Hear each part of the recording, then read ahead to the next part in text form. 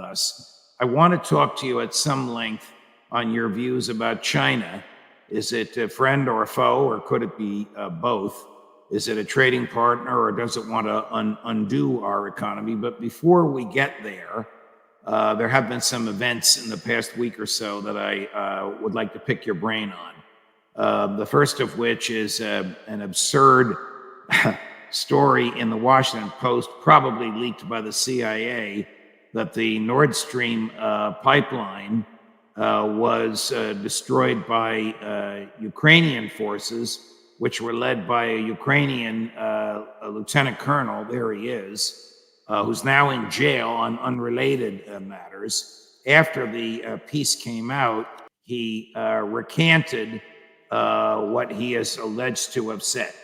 So my question is not, is this true or not, but we all know that the Washington Post is a notorious mouthpiece for the CIA. Why would the CIA put out this absurd story and put it out now?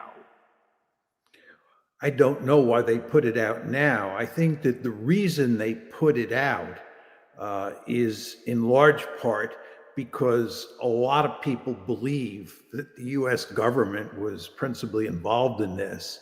It's basically the Seymour Hersh story. And people don't want that story to get out and be seen as legitimate. So over time, they've been inventing all these stories, which are hardly plausible at all, that it's due, to some Ukrainian or to some Pole or somebody like that.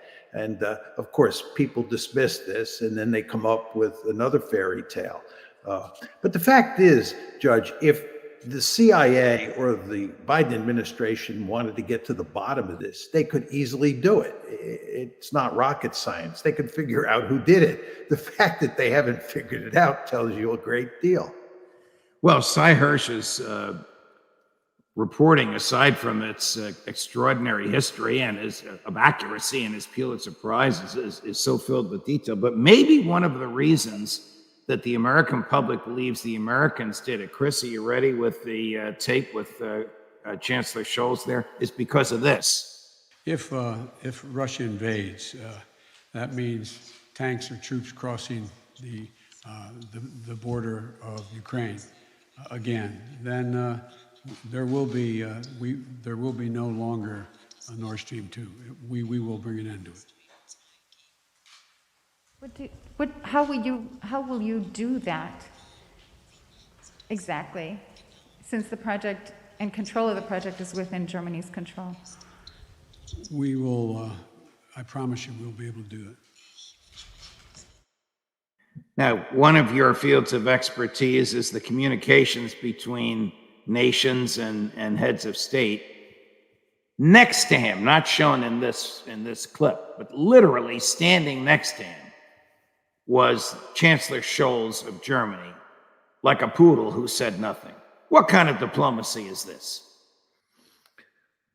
You mean the fact that he didn't say anything, the Chancellor? I mean the fact that old Joe threatened to destroy German real estate in front of the president of Germany. That's an attack by one NATO nation on another.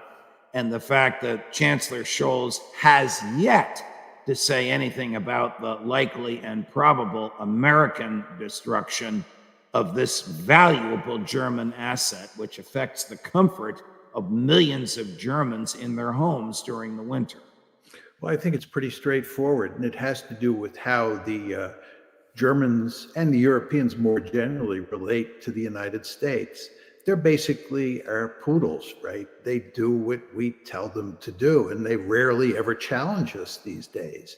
And on the subject of Ukraine, they're with us completely.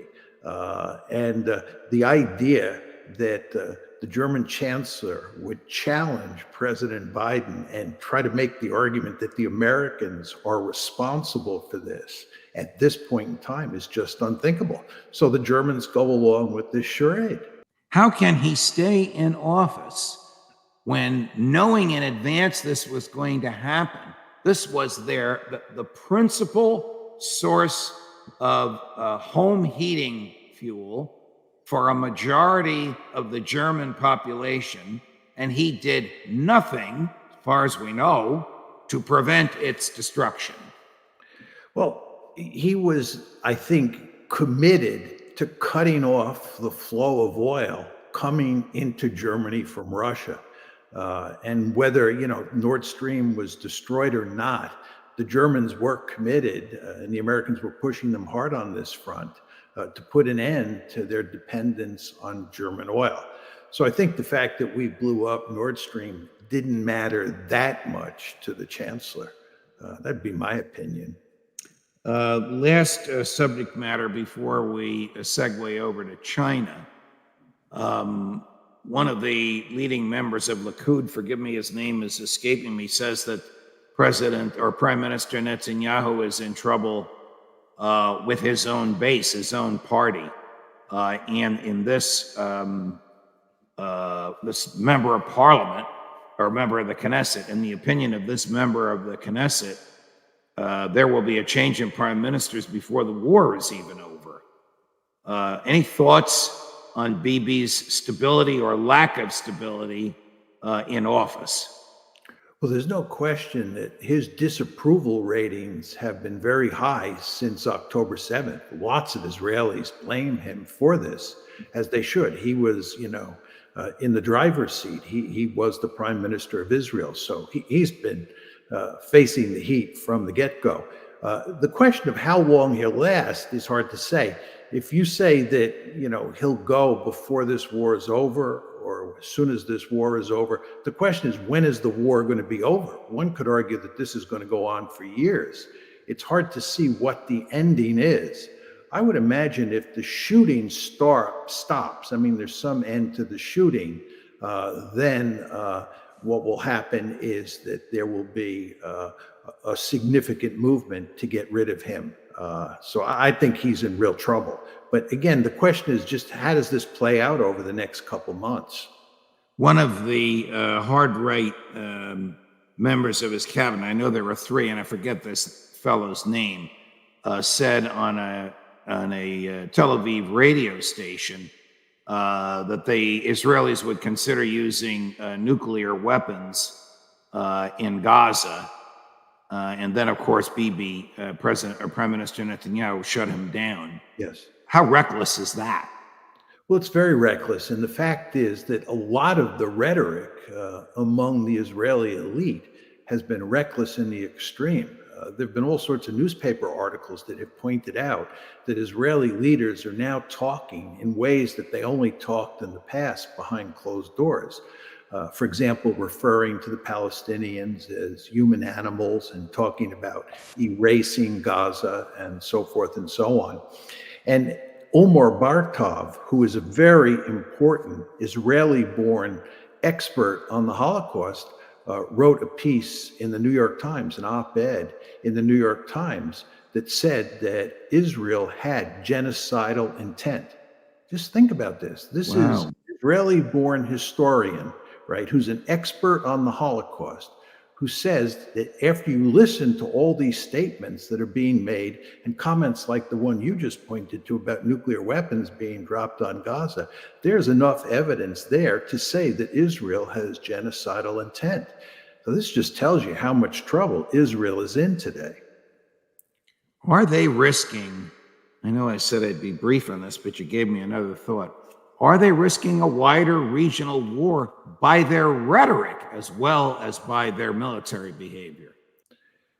It's hard to say.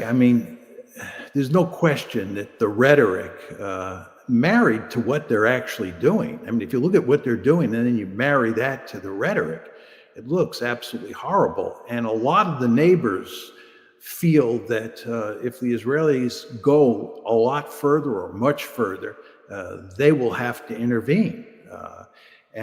So it is possible that that the Israelis' rhetoric coupled with their behavior could lead to a larger war. But I actually have a sense that things are beginning to slow down in Gaza now. The air war today is nowhere as intense as it was a week ago.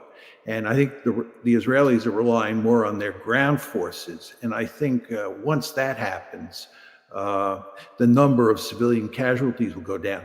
The other thing is, as best I could tell, there are about 1,000 supply trucks that have now gotten into Gaza. So the people inside Gaza are getting some assistance, minimal assistance at best. But I would imagine even there, the number of trucks with aid that get in moving forward will increase. And I think if those trends continue with regard to the air war and with regard to the supplies coming into Gaza, that the incentive for other states to get involved will not get ratcheted up, and we won't have a wider war. Switching to China, as we indicated we would, my executive producer, Chris Leonard, found this for you. This is one of the world's greatest self-proclaimed experts on China from a number of years ago.